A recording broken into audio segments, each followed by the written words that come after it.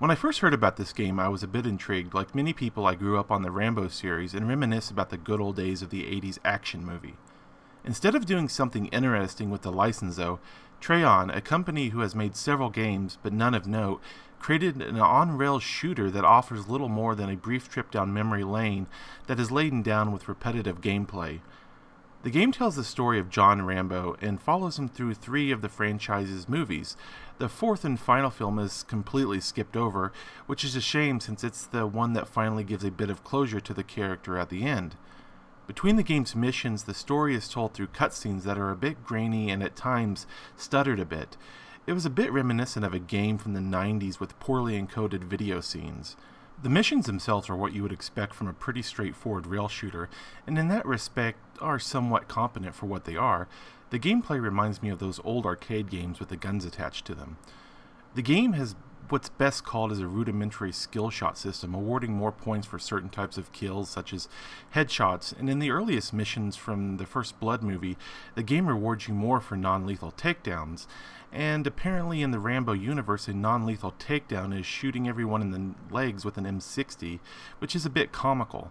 I can kind of hear the cops on the radio calling for help saying, oh God, he's shooting everyone in the knee.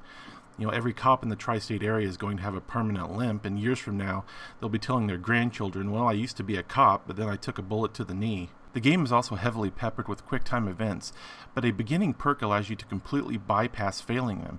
You can literally go make a sandwich during a few scenes and successfully complete them. The other perks are also pretty basic stuff. Take less damage, do more damage, carry an extra grenade, etc. The game also has a few unlockable guns hidden behind so-called Trotman challenges, which are nothing more than completing certain missions again with specific requirements, such as getting 50 headshots or completing all of the quick-time events successfully. The game also features a few stealth sections, but again, these are nothing more than punching a button at the right time or quickly killing a specific enemy before he spots you, which can at times be frustrating because of the shaky cam and unreliable crosshair positioning, which will sometimes result in instant deaths. Thankfully, the game does have an autosave feature, so you'll never have to replay more than a few minutes of a game upon death. Sadly, what could have been a cool feature, original audio from the movie, instead comes off as mostly terrible. The audio clips sound like someone recorded them with a microphone from his VHS copies of the movies.